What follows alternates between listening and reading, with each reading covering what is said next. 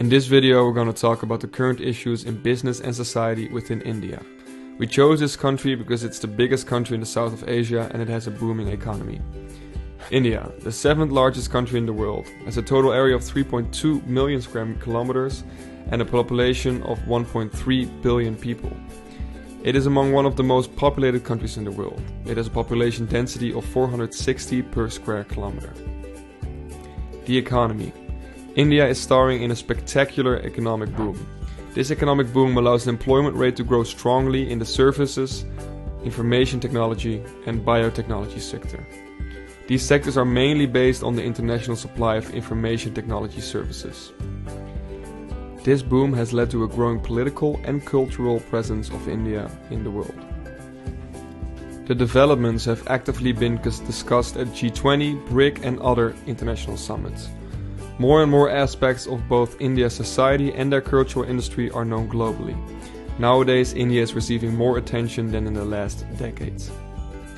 It is possible that in the next years India's annual rates of economic growth will exceed even those of China. It is predicted that in less than 15 years India will become the 3rd largest economic country in the world. By 2050, India's GDP can even match that of the United States. India still suffers significant inconveniences, which it will have to reduce if it wants to consolidate its growth. A still impressive poverty that leads to 75% of the population has a daily income of less than $2. Although extreme poverty has been reduced, the delay in agricultural sector, the poor quality of transport and energy infrastructure, sectarian violence and a conflictive geographical environment doesn't help. With Prime Minister Narendra Modi, India seemed to be the new growth marvel of the world. But now the economic growth has been falling 5 quarters in a row. Even the Prime Minister cannot ignore the fact that the Indian economy has a problem. In the 2nd quarter of this year, India's economy grew by 5% compared to the year earlier. For a country like the Netherlands, these figures would be outstanding, but for India it's a disappointment. It is their slowest growth in 6 years. The Indian government even spoke of an unprecedented situation in Indian history. They called for drastic measures to curb the cooling of the economy. India, like other countries, is dealing with global economic cooling, but the problems for India are mainly arising because of the domestic spending. The inhabitants of India don't spend enough money. That has a few causes. Firstly, the government has recently taken action against so-called shadow banks. Due to the stricter rules, many Indians who previously used these banks could suddenly no longer get a loan. Secondly, the strict new rules to counteract the use of black money had painful side effects. Indians who previously worked for cash lost their jobs. This is because they were working outside of the sight of tax authorities. These strict new rules have caused that the unemployment rate has reached its highest level in decades. The biggest cause for this unemployment, however, is the rigid labor market. It is very difficult for companies in India to hire and fire people, even if the employment rate is very low.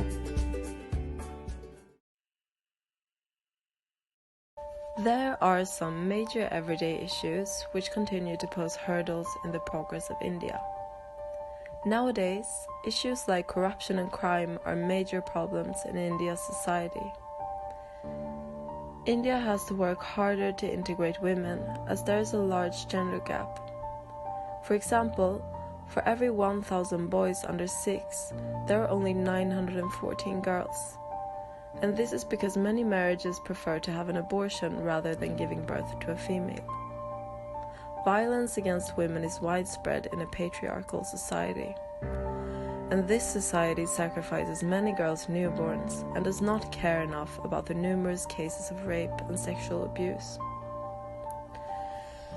Sanitation is yet another problem, but one of the biggest in India.